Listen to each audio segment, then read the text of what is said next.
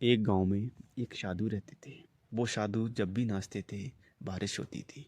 इस तरह से संपूर्ण गांव क्षेत्र का पानी से संबंधित जो भी क्रियाविधि थी वो साधु के थ्रू चल रही थी। और जब भी पानी की ज़रूरत होती थी वो गांव वाले साधु महाराज की कुटिया के पास जाते, उनसे निवेदन करते, रिक्वेस्ट करते कि वो नाचें और बारिश हो। जब ये बात पास के सिटी के बच्चों को पता चलती है तो 3 लड़के बाबा जी के पास आते हैं और बाबा जी से कहते हैं कि यदि आपके नाचने से बारिश होगी तो हमारे नाचने से बारिश होगी। और वो अगले दिन आते हैं।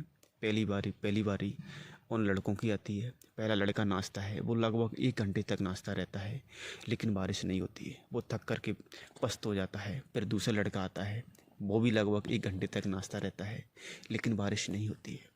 फिर तीसरे लड़के की बारी आती है, वो उन 2 लड़कों से 2 घंटे तक नाचता रहता है लेकिन बारिश बिल्कुल नहीं होती है। फिर बारी संत महाराज की आती है।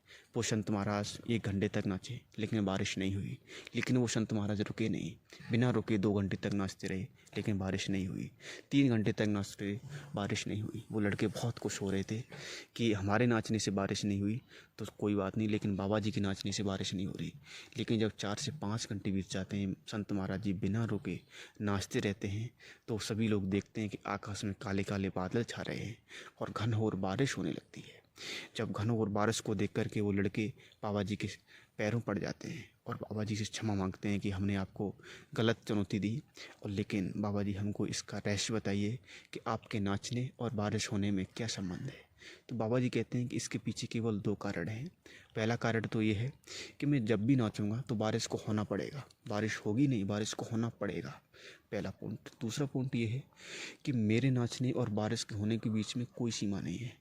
बारिश मैं नाचता हूँ तो मैं ये सोचता हूँ कि बारिश चाहे 1 दिन मुझे नाचना पड़े, 2 दिन नाचना पड़े, 3 दिन नाचना पड़े, चाहे सालों नाचना पड़े, लेकिन मैं तब तक नाचता रहूँगा जब तक बारिश नहीं होगी।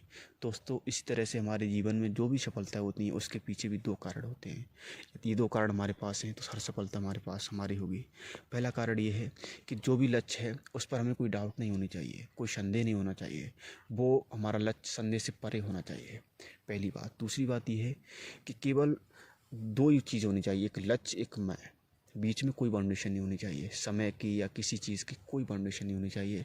मैंने उस लक्ष्य के लिए डिसाइड किया है तो बीच में कोई भी सीमा नहीं होगी, कोई ऐसा इंसान नहीं होगा, कोई भी ऐसा डिस्टर्बेंस पॉइंट नहीं होगा जो मेरी सफलता को कुछ मेरे से दूर ले जाए। दोस्तों, यही जीवन का लक्ष्य है। थैंक्स दोस्तों।